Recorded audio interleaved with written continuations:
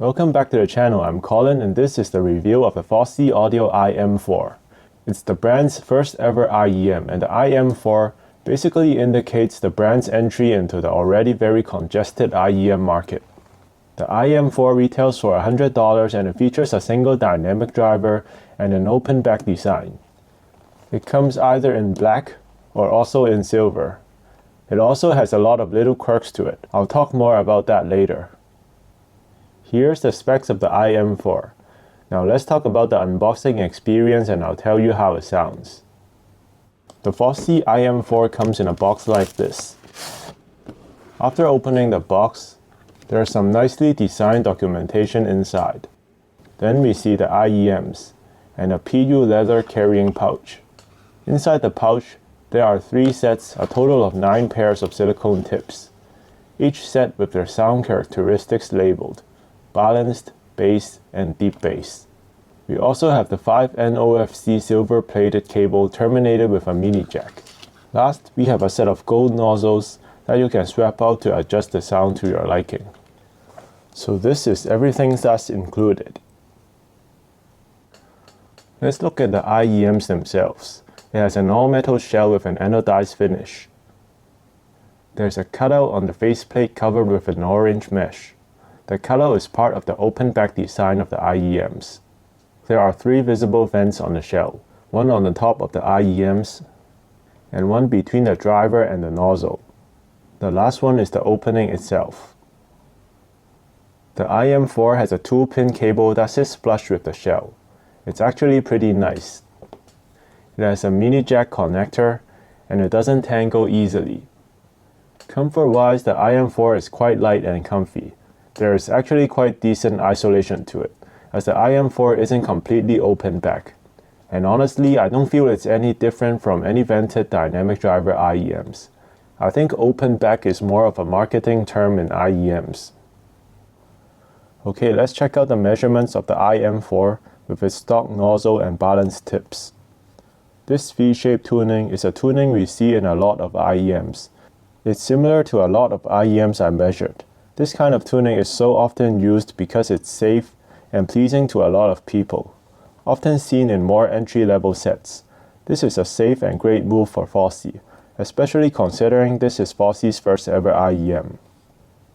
Really, it's a Harman curve tuning with a boosted mid-bass and lower mid-range. There's a mild boost in the 2K region to boost perceived clarity, and basically the rest of the treble rolls off like the Harman curve does. Despite the safe tuning, Fosi also included a lot of tweaks and quirks to the IEMs to make sure they sound right for you.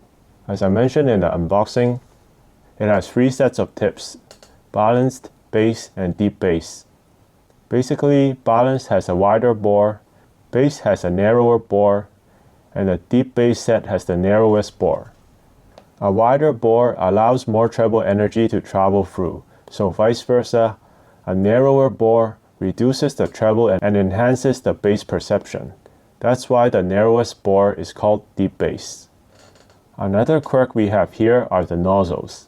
One set of aluminum nozzle in black and another set in brass. Though the material may have an effect on sound, the biggest difference comes from the tiny piece of mesh the black set has. The brass set has no dampening, so it will let out more treble energy on the IM4. That's why it's called the bright nozzles. So the IM4 does really give you a lot of options to explore and experiment with. I will continue my review with the pre-installed black nozzles and the wide bore balanced tips. Now let's talk about how the IM4 actually sounds. I tested the IM4 mainly on my iBasso DX260 and the Fosi ZX3 DAC headphone amp. I will also be reviewing this shortly, so watch out for that if you're interested. The IM4 has a bassy and warm V-shaped sound. The overall transient speed is not too fast, which will give you a sense of fluidity throughout a lot of tracks. The IM4 is not a set that is resolving and technical, but its target is to produce a non-fatiguing sound that can please a majority of listeners. The first thing that caught my attention was the bass. There is quite a distinct bass boost on these, even on the balanced tips, both in the sub-bass and mid-bass region. The bass of the IM4 is not very fast, but it hits very deep and sounds very satisfying, because you really feel the quantity of bass it produces, especially noticeable in the mid-bass region, where the kick drums are. It gives you a thick mid-bass slam every time, but if you're looking for faster bass and more bass texture, this might not be for you, as it's focused towards impact and punch. The mids of the IM4 sounds full, warm, and smooth. Male vocals sound nice and rich. Female vocals can lack some extension though when compared to more neutral sets.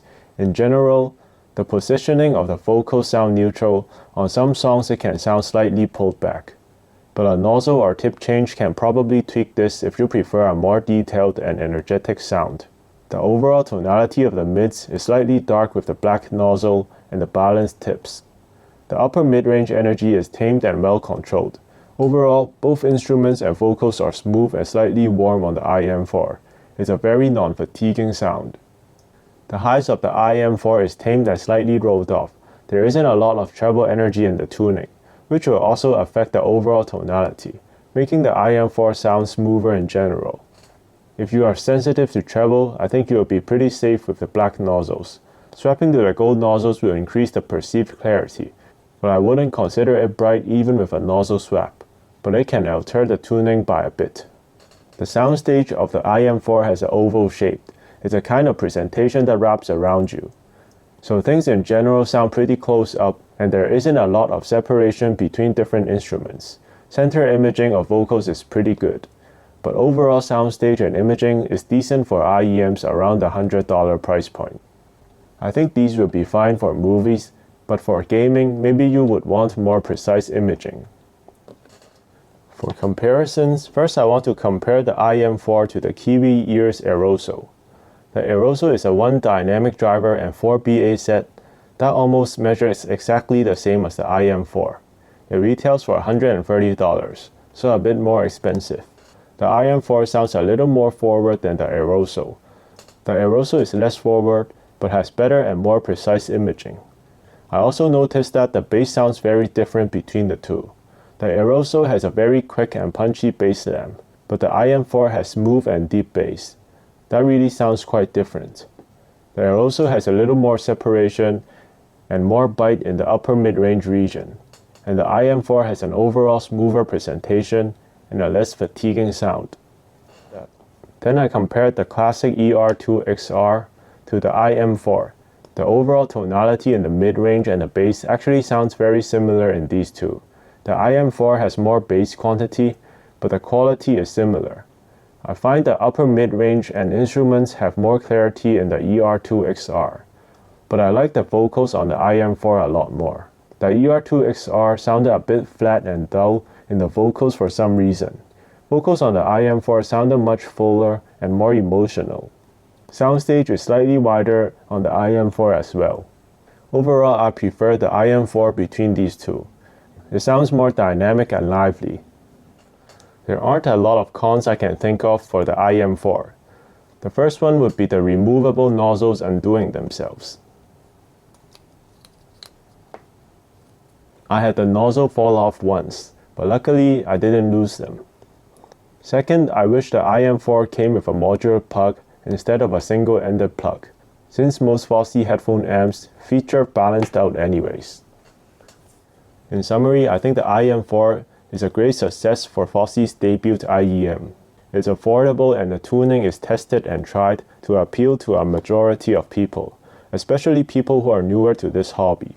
The nozzle swap and the tips are a great addition as well.